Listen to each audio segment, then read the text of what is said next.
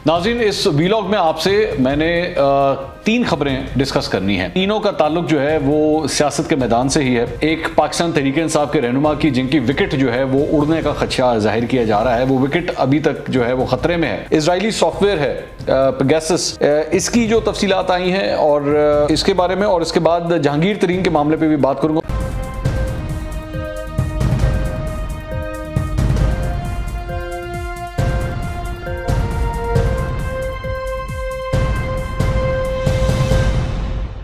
अस्सलाम वालेकुम नाज़रीन, मैं हूं मंसूर अली खान। अपने YouTube चैनल के ऊपर आपको खुशामदीद कहूँगा। सबसे पहले आपसे दरख्वास्त के चैनल को सब्सक्राइब करना मत भूलिएगा और बेल आइकन ज़रूर प्रेस कीजिएगा।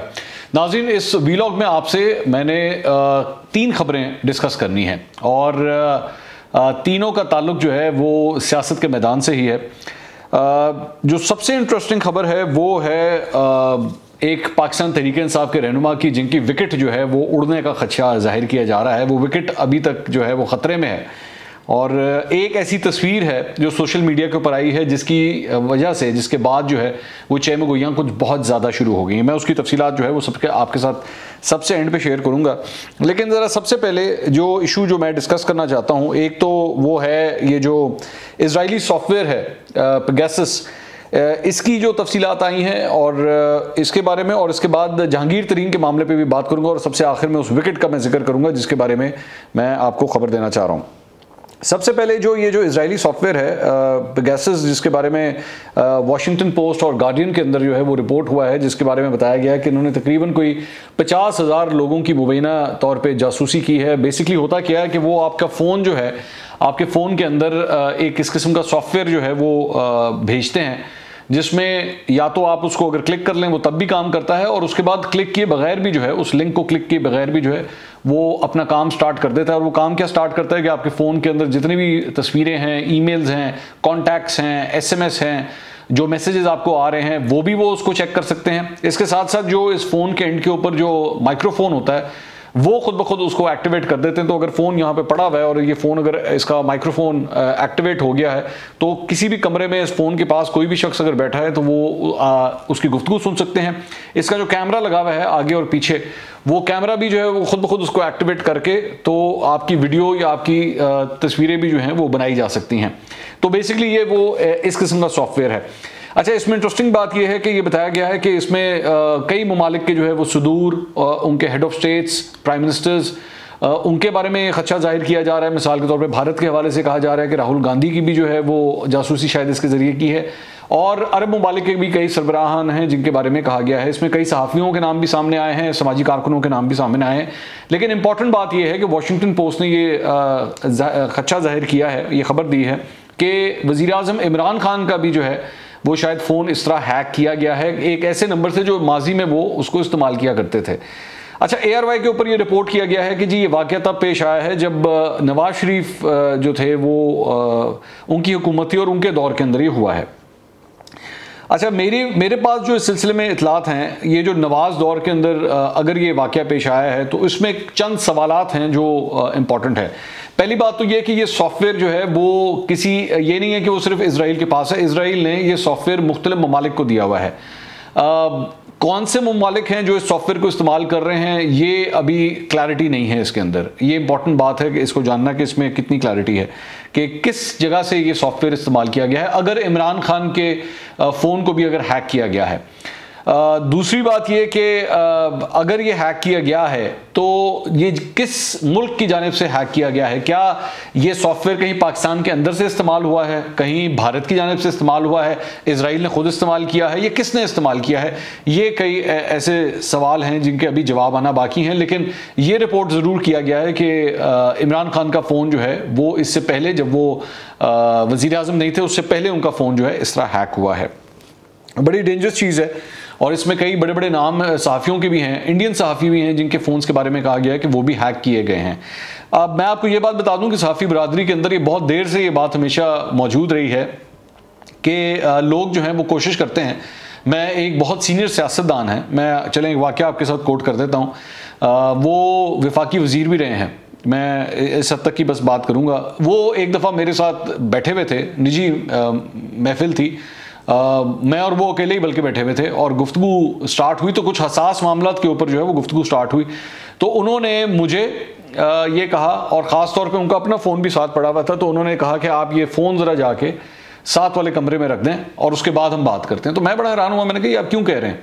तो उस वक्त उन्होंने मुझसे इसका जिक्र किया कि ये बेसिकली चीज़ है कि ये इस फ़ोन के ज़रिए जो है वो हमारी कन्वर्सेशन सुनी भी जा सकती है, तो बराए मेहरबानी इन चीज़ों को जो बाहर रख दें, उसके बाद हम बात करते हैं। शायद इसकी ये भी वजह है कि वज़ीर आज़म हाउस के अंदर भी जो है वो फ़ोन ले जाना अलाउड नहीं होता। ये जितने भी हसास इंस्टॉलेशंस हैं पाकिस्तान में, वहाँ पे फ़ोन इसलिए नहीं ले जाया जाता क्योंकि हैकिंग का जो है वो इस तरह ख़तरा मौजूद है। बहरहाल इस मामले की तहकीकात होनी चाहिए कि ये कहाँ से हुआ है और ये किस तरह हुआ है। दूसरी खबर जो मैंने आपको देनी है वो है जहांगीर तरीन के मामले से। जहांगीर तरीन का ग्रुप जो है वो नथिया गली में 2 अगस्त को मुलाकात करने वाला है और वो पूरा ग्रुप जो है वो जहांगीर तरीन की मेज़बानी में इकट्ठा होगा। मेरे ज़राए से जो मेरी बात हुई है, जो मैंने उनसे पूछा है कि जी इस मुलाकात की वजह क्या है, तो उसमें उन्होंने कहा कि जी, मैंने कहा जी कोई प्रॉब्लम है? तो उन्होंने कहा नहीं, प्रॉब्लम कोई नहीं है, एज सच हम लोग सिर्फ उसको एवेल्यूएट कर रहे हैं कि जो वादे हमसे पहले किए गए थे वो वादे के हद तक वफा हुए हैं। तो मैंने कहा जी आपकी इस वक्त तहकीकात का मामला वो सब कुछ तो वैसे ही रुका हुआ है, तो ऐसे कोई बात तो नहीं है? तो उन्होंने कहा हाँ, हम उससे मुतमईन हैं, हमें उसमें कोई प्रॉब्लम एरिया नज़र नहीं आ रहा कि वहाँ पे जो है वो किसी किस्म की कोई हमारे कोई रंजिश हो या ऐसी कोई बात। लेकिन यह है कि अपनी ज़रा वो जो ग्रुप है उसको दोबारा मुतहर्रिक करना है, उसको ठीक करना है, और हो सकता है कि चंद मजीद नामों को भी के बारे में भी डिस्कशन की जाए कि और कौन कौन से लोग जो हैं वो इस ग्रुप में आ सकते हैं। तो जहांगीर तरीन की नथिया गली में बेसिकली इनके जो ग्रुप की मुलाकात है उसका सारा एजेंडा ये है। अब आ जाएं उस तीसरी खबर की तरफ, वो जो बड़ी विकेट है जिसके बारे में मैं बात कर रहा था। वो बड़ी विकेट जनाब, खबर ये है कि एक अदद मुलाकात हुई है बिलावल हाउस कराची के अंदर, और वो मुलाकात जो है वो हुई है साबिक सदर और पाकिस्तान पीपल्स पार्टी के को चेयरमैन आसिफ अली जरदारी की, और बताया गया है कि उनकी मुलाकात हुई है पाकिस्तान तहरीक इंसाफ बलूचिस्तान के सदर यार मोहम्मद रिंद के साथ, जिन्होंने अपने ओहदे से इस्तीफा दे दिया हुआ है। तो बल्कि मैं उनको साबिक सदर ही कहूँ तो शायद ठीक रहेगा। और ये मामला जो है सिर्फ उनके साथ मुलाकात नहीं हुई, उनके बेटे भी इस मुलाकात में शरीक थे। इनकी तस्वीर आप देख सकते हैं, आसिफ अली जरदारी से इनकी मुलाकात हुई है। मीर बबर खान रिंद इनका नाम है, और बताया जा रहा है, ज़राए ये बता रहे हैं कि आसिफ अली जरदारी से यार मोहम्मद रिंद की 1.5 माह के अंदर ये दूसरी मुलाकात हुई है। तो आपको याद होगा कि यार मोहम्मद रिंद का मामला जो है वो कई महीनों से चल रहा था, खासतौर पे सेनेट के इलेक्शन से भी, जिसमें उन्होंने पहले अपने बेटे को टिकट दिया था क्योंकि पाकिस्तान तहरीक इंसाफ ने उनके बेटे को टिकट नहीं दिया था। तो हमने उस वक्त भी ये बात कही थी कि यार मोहम्मद रिंद की जो एक सियासी कड़ी है वो पाकिस्तान पीपल्स पार्टी से भी मिलती है और आसिफ अली जरदारी से ज़ाती तौर पर मिलती है, और इसकी वजह यह बताई जाती है कि नवाब शाह के अंदर आसिफ अली जरदारी की और यार मोहम्मद रिंद की ज़मीनें भी जो हैं वो आसपास हैं और इनका वहाँ से एक लिंक है। तो यार मोहम्मद रिंद के लिए अगर कोई दूसरी पार्टी पाकिस्तान तहरीक इंसाफ को छोड़ने के बाद कोई बनती है तो वो पाकिस्तान पीपल्स पार्टी बनती है। अब ये बताया गया है कि मीर बबर खान रिंद को जो है वो आसिफ अली जरदारी की जानिब से एक बंदूक का एक तोहफा भी दिया गया है, और तकरीबन 1.5 घंटे की ये मुलाकात हुई है दोनों के दरमियान, जिसके अंदर जो है वो बलूचिस्तान के मामलात और जो मुल्की सियासत के हालात हैं वो आपस में डिस्कस किए गए हैं। यार मोहम्मद रिंद के बारे में ज़हन में रखिएगा कि यार मोहम्मद रिंद जो है वो उनका भी एक ग्रुप जो है वो बलूचिस्तान की असेंबली के अंदर मौजूद है, और पाकिस्तान तहरीक इंसाफ से वो अब से नहीं काफ़ी देर से नाराज़ हैं, क्योंकि वो ये समझते हैं कि जो उनकी मरकज़ी क़यादत है जिसमें वज़ीर आज़म इमरान खान साहब खुद भी शामिल हैं, वो उनको वो जगह वो मुकाम नहीं दे रहे जो उनको मिलना चाहिए। ख़ास तौर पर मिसाल के तौर पर जब सेनेट के इलेक्शंस के लिए जो टिकट्स बांटी गई थी बलूचिस्तान से, उसमें यार मोहम्मद रिंद को जो है कंसल्टेशन के जो प्रोसेस है उसके अंदर नहीं शामिल किया गया, तो उसकी वजह से भी वो काफ़ी नाराज़ रहते हैं। और वैसे भी जो मौजूदा जो बाप पार्टी का ये जो पूरा सेटअप आया था, जब इस सिलसिले में जब इनकी हुकूमत कायम हो रही थी, तो जो वज़ीर आला बनाए गए थे जाम साहब, उनको भी जो है उनके कंसल्टेशन के प्रोसेस के अंदर जो है वो रिंद साहब को नहीं शामिल किया गया था, जिसकी वजह से रिंद साहब की नाराज़गी उस वक्त से चल रही है।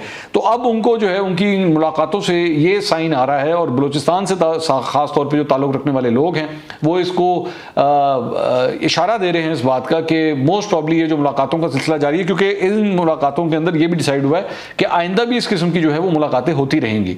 तो अगर ये मुलाकातें जारी हैं तो इसका मतलब है कि हो सकता है कि कल को यार मोहम्मद रिंद साहब जो हैं वो पाकिस्तान पीपल्स पार्टी को ज्वाइन करने पे को तरजीह दें, और पाकिस्तान तहरीक इंसाफ के अपने पार्टी के जो सदर हैं अगर वो पीपल्स पार्टी ज्वाइन कर लेते हैं तो ये पाकिस्तान तहरीक इंसाफ के लिए एक बहुत बड़ा झटका भी साबित हो सकता है। तो ये अब तक की अपडेट्स थी। अगले व्लॉग में आपसे दोबारा मुलाकात होगी। अल्लाह हाफिज़।